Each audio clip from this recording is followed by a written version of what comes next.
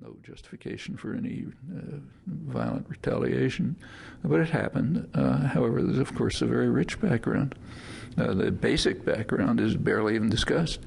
Gaza is bad enough, in fact, horrible, but the background for that is that the immediate background, of course, much longer, is that in January there was a free election in Palestine, and they voted the wrong way. You're not allowed to vote the wrong way in a free election. That's our concept of democracy. It's fine as long as you do what we say. But if you vote for someone we don't like, no good. So instantly, Israel and the United States instituted harsh punishment of Palestinians, cutting off funds, stepping up atrocities, starving them out to punish the people of Palestine for voting the wrong way in a free election. It tells you pretty much what is meant by democracy promotion. And yes, Israel stepped up its crimes in Gaza, which were already serious, and it, as Israeli human rights groups point out, it's turned Gaza into the biggest prison in the world.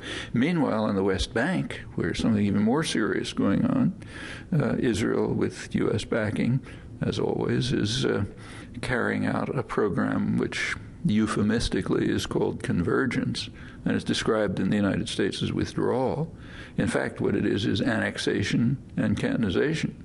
They're annexing valuable land and the major resources, particularly water, designing settlement and infrastructure projects so as to break up the shrinking Palestinian territories into unviable cantons, virtually separated from one another, and all virtually separated from whether tiny corner of Jerusalem is to be left to Palestinians, the center of their commercial, educational, cultural life. And it's all being imprisoned because Israel's taking over, again, with U.S. backing, taking over the Jordan Valley. So a couple of prisons being established in the West Bank, a major prison in Gaza. Gaza and the West Bank are a unit. Everyone agrees to that.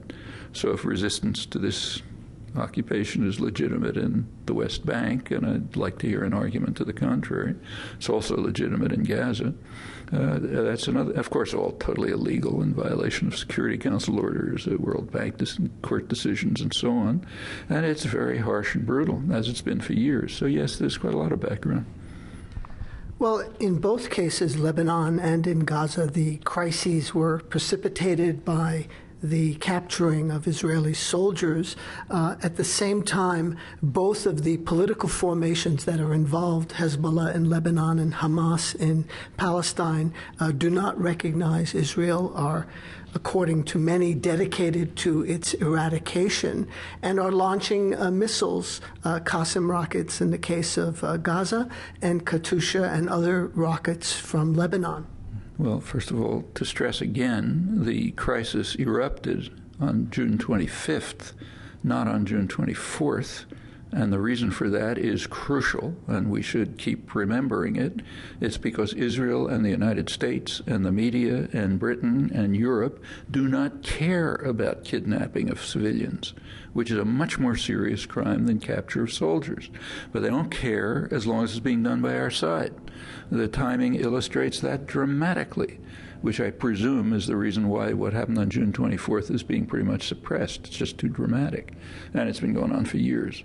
Hamas, start with them, did observe, it stopped after Israeli atrocities picked up again. It had observed a truce for a year and a half. There were Qassam rockets fired. It's criminal and foolish, but not by Hamas.